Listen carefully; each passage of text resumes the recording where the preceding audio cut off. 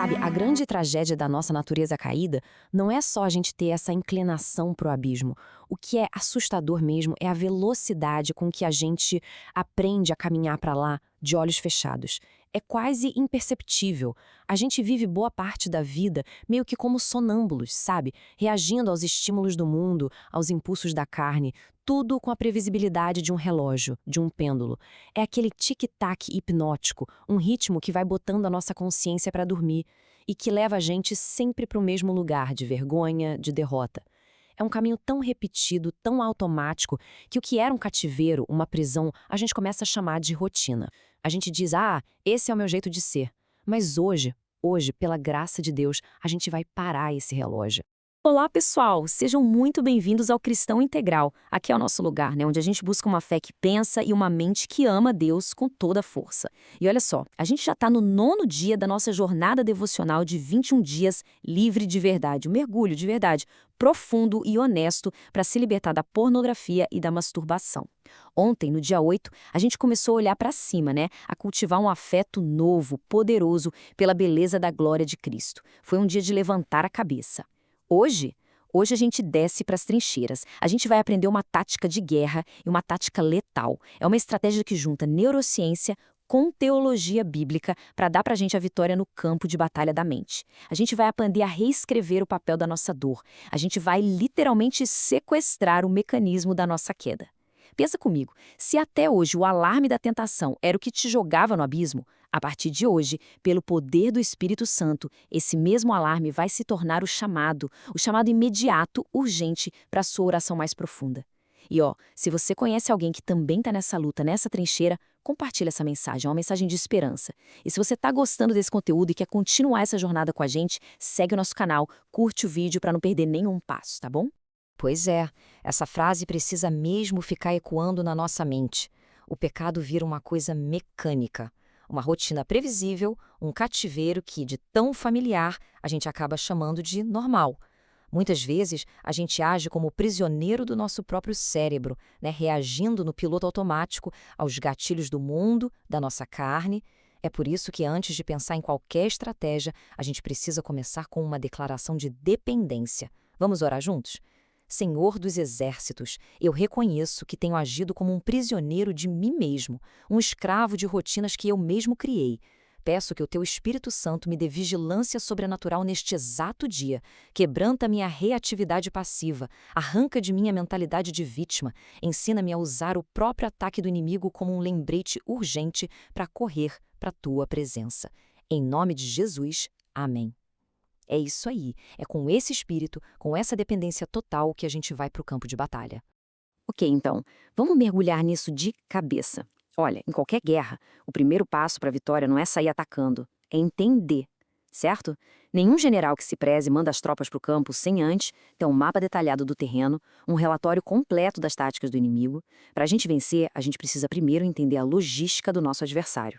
Como é que ele opera? Quais são as táticas dele? O nosso comportamento, especialmente nesse terreno escorregadio dos vícios sexuais, raramente é algo que a gente pensa e calcula. Não, ele opera na velocidade de um raio. E para a gente entender essa velocidade, a gente precisa analisar a mecânica do piloto automático e o que eu chamo de transe da alma. Então, esse aqui é o nosso briefing de guerra. Vamos dissecar o inimigo. Então, a primeira peça nessa logística toda é o tal do gatilho.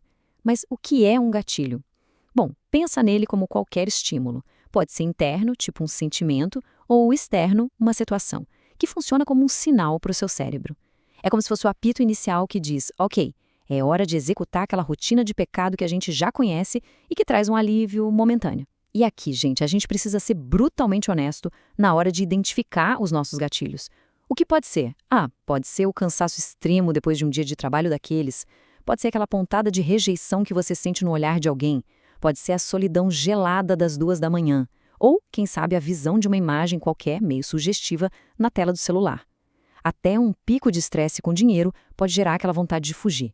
O gatilho, entende? É o primeiro dominó a cair.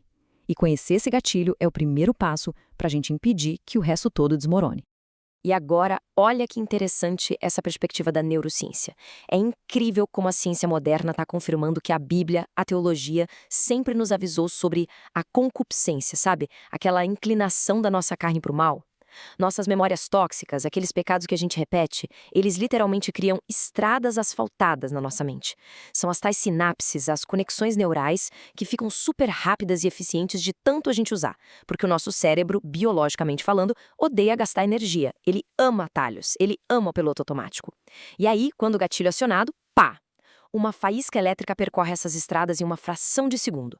E nesse exato momento, a nossa consciência racional, a nossa consciência espiritual é meio que sedada de propósito. A gente entra numa espécie de transe. A mente desliga o nosso discernimento moral para que a carne possa agir sem o incômodo da culpa antes da hora. É exatamente por isso que muitas vezes a gente só acorda depois que o pecado já aconteceu. E aí, lá está você de novo, no mesmo lugar de derrota. Mas quando a gente pega esse tal de piloto automático e coloca ele sobre o microscópio do aconselhamento bíblico, a gente descobre uma coisa bem mais profunda do que só uma fragilidade do cérebro. A gente encontra idolatria. Exato. O ídolo que governa o nosso coração naquele milissegundo da tentação é a tal da reatividade passiva. É aquela mentira confortável, sabe? Aquela desculpa sedutora que fica sussurrando. Eu não consigo me controlar quando isso acontece. O impulso é forte demais. Eu sou só uma vítima da minha biologia, da minha história, do meu cansaço. E por que a gente adora esse ídolo? Simples, porque ele tira a nossa responsabilidade. Se eu sou só uma folha seca sendo levada pelo vento, então eu não sou culpado, certo? Só que essa postura, gente, é uma ofensa gravíssima contra a obra do Espírito Santo em nós, porque ela nega que a regeneração funciona e, na prática, é como se a gente estivesse chamando Deus de mentiroso quando ele nos promete poder e domínio próprio. E olha só que fantástico esse quadro. Ele mostra o confronto direto, a batalha que acontece no campo da nossa mente. De um lado, você tem as mentiras que o coração idólatra sussurra. Coisas como: o impulso é forte demais, só uma vítima. Do outro, a verdade da graça ativa responde com a autoridade de Romanos 6. O pecado não tem mais domínio sobre mim. Aí a mentira vem e diz: nossa, eu tive um dia péssimo, eu mereço um alívio, mereço uma recompensa. A verdade retruca: você recebeu o espírito de poder, de amor e de autocontrole. A mentira tenta a última cartada, a da vitimização. Deus sabe que eu não tenho forças agora. Mas a verdade proclama a fidelidade de Deus que nunca falha.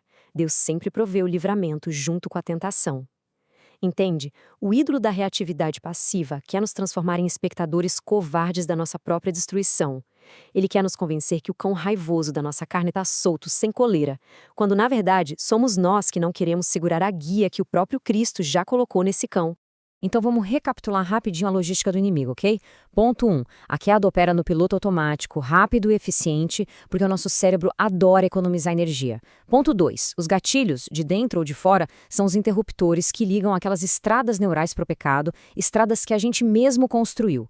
Ponto 3. A raiz espiritual disso tudo é o ídolo da reatividade passiva, aquela mentira de que a gente é vítima indefesa.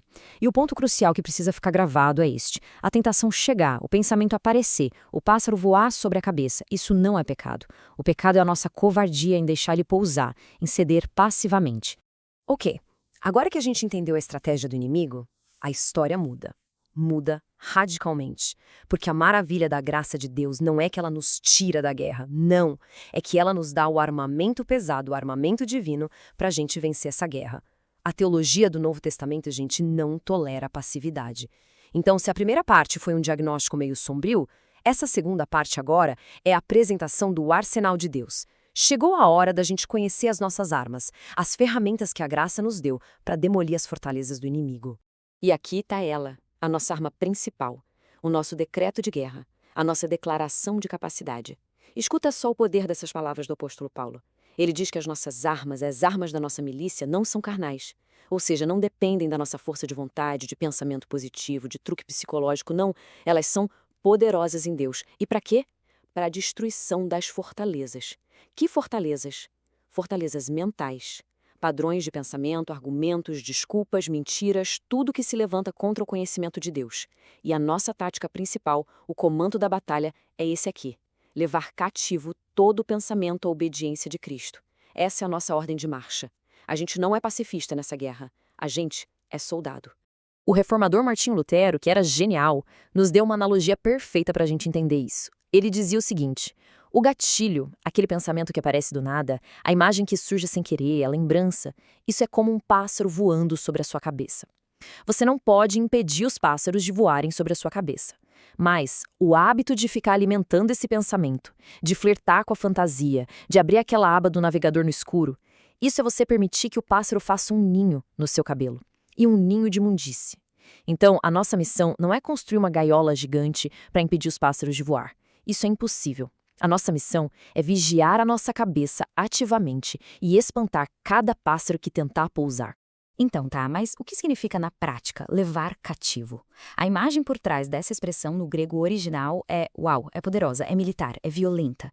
Pensa num general romano depois de uma grande vitória. Ele captura o rei inimigo no campo de batalha, coloca correntes de ferro nos pulsos e no pescoço dele e o arrasta pelas ruas de Roma na ponta da espada, como um troféu de guerra.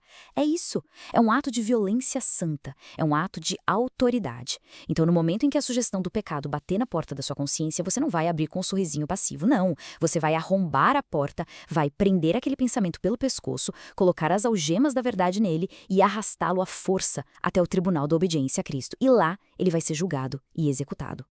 Beleza, vamos resumir o nosso arsenal. Primeiro, a graça não nos tira da guerra, ela nos arma para a vitória.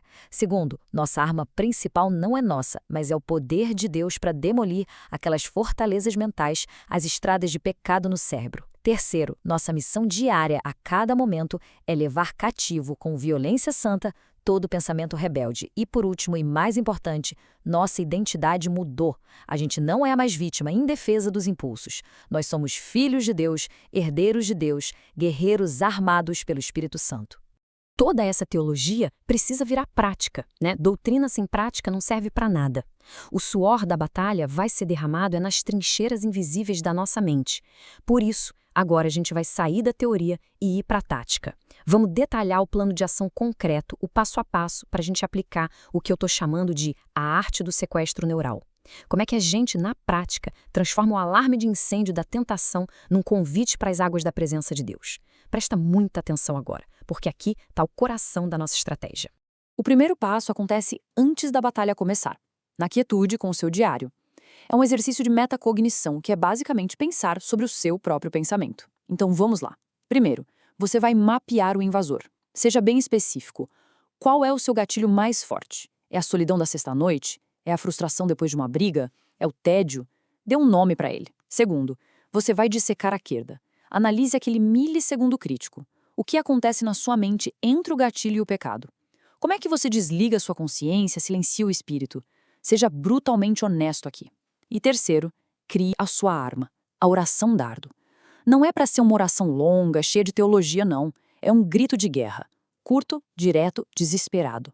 Algo tipo, Senhor Jesus, filho de Davi, me socorre agora, ou Espírito Santo, quebra esse transe. Escreva essa oração. E agora, a ação no meio da batalha. A gente vai implementar o que a gente chama de alcance ativo de interceptação. A partir de hoje, toda vez que o seu gatilho disparar, anota aí, você está proibido de debater com ele. Debater com o pecado já é o primeiro passo da derrota. Em vez disso, você vai fazer 3 coisas, e tem que ser de forma imediata e agressiva. Primeira, a declaração de prisão. Fale em voz alta se puder. Eu prendo este pensamento e o levo cativo à obediência de Cristo. A reatividade passiva acabou. Segunda, uma ação física. Isso é fundamental. Dê um sinal físico e sonoro para tirar o seu cérebro do transe. Estale os dedos com força. Bata uma palma. É um comando para sua mente despertar. E terceira, imediatamente depois do estalo, sussurre com toda a força da sua alma a sua oração dardo. Pronto. O gatilho que antes te levava para a pornografia foi sequestrado. Agora, ele é o gongo que te chama para a oração. E, por favor, lembre-se, essa guerra a gente não luta sozinho.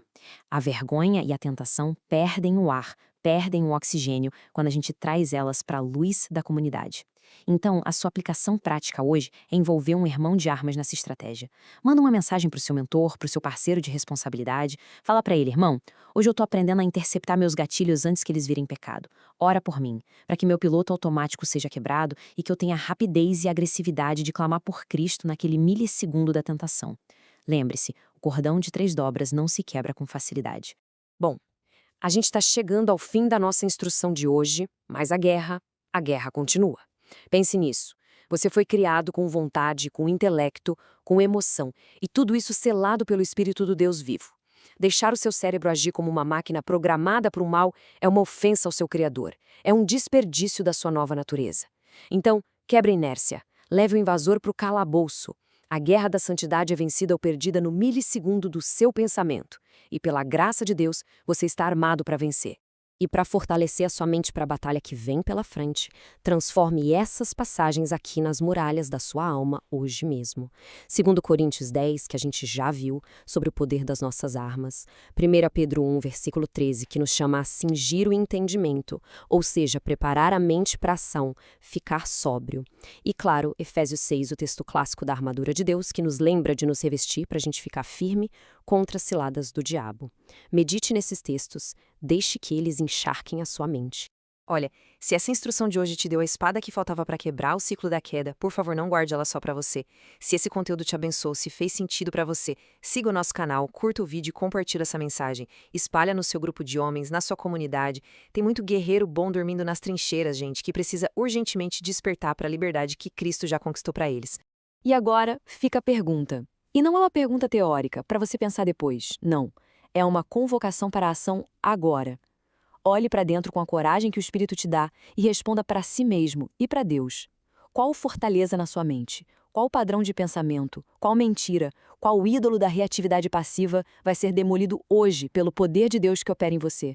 Dê um nome para essa fortaleza e declare guerra contra ela. Agora. Vamos orar juntos. Incline a sua cabeça, firme o seu coração e ore comigo. Pai, obrigado pelas armas espirituais que o Senhor me deu. Eu não sou covarde, não sou escravo. Me dá agilidade mental hoje para interceptar as mentiras do inimigo e transformar cada tentativa de tentação em um momento de louvor a Ti. Me dá agressividade santa para levar cada pensamento intrusivo algemado à obediência de Cristo. Eu não sou uma vítima passiva, eu sou Teu filho guerreiro. Em nome do Rei dos Reis, Jesus Cristo. Amém. A jornada continua, pessoal. Amanhã, no dia 10, a gente vai entrar num dos campos de batalha mais perigosos e devastadores para o homem moderno, a solidão extrema e como redimir o tempo ocioso. Se prepare! E até lá, vigie as portas da sua mente. Use a sua oração dardo. Use o alcance ativo para quebrar o piloto automático. Vamos caminhar juntos rumo à liberdade. Um grande abraço e até a próxima.